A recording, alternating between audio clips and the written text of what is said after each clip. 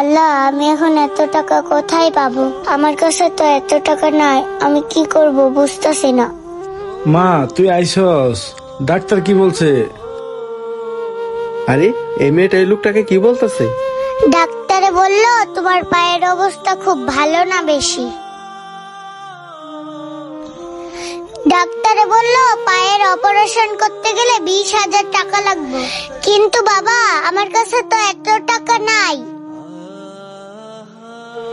বাবা, আমার কাছে যা টাকা ছিল তোমার পায়ের ব্যান্ডেজ করতে আর ওষুধ কিনতে সব টাকা ফুরাইয়া গেছে। এখন বলো বাবা, এত টাকা আমি কোথায় পাবো? এখন তো বাবা আমার কিচ্ছু করার নেই। মা মারিয়া, আমি তো এখন কিছু করতে পারি না। এখন আমাদের কি হবে? এখন আমার পায়ের চিকিৎসা না করলে আস্তে আস্তে তো পায়ের সমস্যা আরো বেশি হয়ে যাব। এখন তো আমি আর কিছু করতে পারবো না। মা মারিয়া, তুমি তো এখন অনেক ছোট মানুষ, তুমি বা এখন কি করবা? এর চাইতে ভালো আল্লাহ আমার মরণ দিল না কেন? বাবা, তুমি এসব কথা বলো না তো, উপরে আল্লাহ আছে। দেখো, আমাদের সব সমস্যা একদিন আল্লাহ ঠিক করে দেবে। মাত্র 20,000 টাকার জন্য মেয়েটার বাবার পায়ের চিকিৎসা করাইতে পারতেছে না। যাই কাকার কাছে বললে মেয়েটাকে একটু সাহায্য করতে হবে। কাকা, আপনাকে একটা কথা বলতাম। হ্যাঁ ভাতিজা, কি বলবি বল। কাকা, একটা পিচ্চি মেয়ে অনেক বিপদে পড়ছে, আমি তাকে সাহায্য করতে চাই। কাকা, পিচ্চি মেয়েটার 20,000 টাকা দরকার। আমার কাছে তো 20,000 টাকা নাই, আপনি আমাকে 20,000 টাকা দেন না? আলহামদুলিল্লাহ, আমার ভাতিজা এত একটা ভালো কাজ করবে, টাকা দিব না সেটা কি আর হয়? শোনো ভাতিজা, আমি যে তোমারে 20,000 টাকা দিব, তুমি যে ওই পিচ্চি মেয়েটাকে সাহায্য করবা, এই কথাটা ওই মেয়েটা যেন কোনোভাবে না বুঝতে পারে। বুঝতে পারছো ভাতিজা?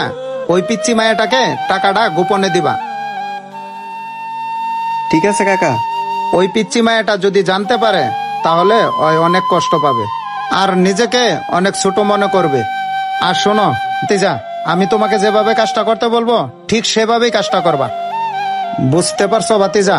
তাহলে তুমি দাঁড়াও, আমি তোমাকে 20,000 টাকা দিচ্ছি।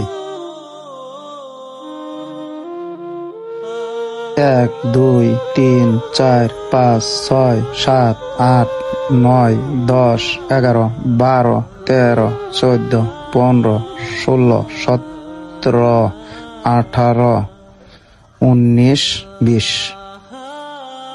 আর এই যে নাও ভাতিজা, তোমাকে এখানে 20,000 টাকা দিছি, গনে দেখো ঠিক 20,000 টাকায় আছে। আমি তোমাকে যেভাবে কাজটা করতে বলছি ঠিক ভাতিজা ওইভাবেই তুমি কাজটা করবা। আচ্ছা কাকা, আপনি যেভাবে বলছেন আমি ঠিক সেভাবেই কাজটা করব। আচ্ছা ঠিক আছে ভাতিজা, তুমি ওই পিচ্চি মায়াটাকে টাকাটা দিয়ে আসো। আচ্ছা ঠিক আছে কাকা, তাহলে আমি যাই।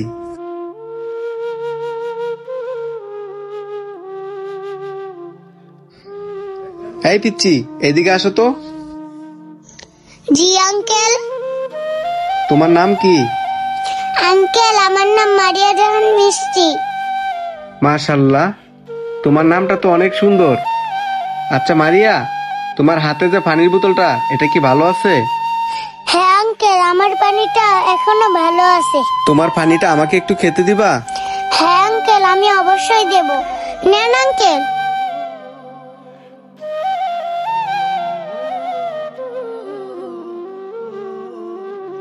আচ্ছা মারিয়া, তোমাদের বাসা কোথায়? আঙ্কেল, ওই যে ওইদিকে। আঙ্কেল, আপনি এখন আমাকে বোতলটা দেন, আমি এখন যাইগা। আচ্ছা ঠিক আছে মামুনি, তোমার বোতলটা আমি তোমাকে দিয়ে দিতেছি। এই নাও। তোমার পানিটা আমাকে দেওয়ার জন্য তোমাকে অনেক ধন্যবাদ। আঙ্কেল, আমি তাহলে এখন আসি। ঠিক আছে মামুনি, যাও। যাক, আমি কাকার কথা মতো মেয়েটাকে টাকাটা গোপনে দিছি, মেয়েটা একটুও বুঝতে পারে নাই। আল্লাহ, আজকে আমি সারাদিনে একটা বোতলও ঢুকাইতে পারিনি। বাবা, তুমি এখানে বসে আছো? আরে মা, আমি এখানে বসে আছি, ঘরে একা একা বসে থাকতে ভালো লাগে না। বাবা, এই পানির বোতলটা রাখো, আজকে তেমন বোতল ঢুকাইতে পারিনি।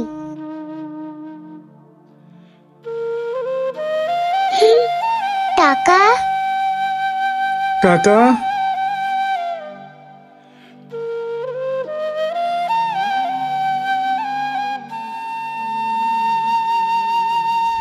এত টাকা টাকা আমার বস্তার মধ্যে কে রাখলো? ব্যাগ তো আমার কাছেই ছিল, এতগুলো টাকা আমার ব্যাগে কি করে আসলো?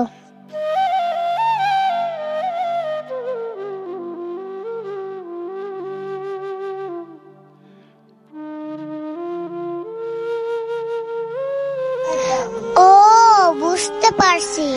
বাবা, আজকে না আমি বোতল টোকাইয়া আসতেছিলাম, তখন রাস্তায় না একটা ভাইয়ের সাথে আমার দেখা হয়েছিল। ওই ভাইয়াটা আমার কাছে পানি চাইছিল, তখন আমি ওই ভাইয়াটারে পানি দিছিলাম।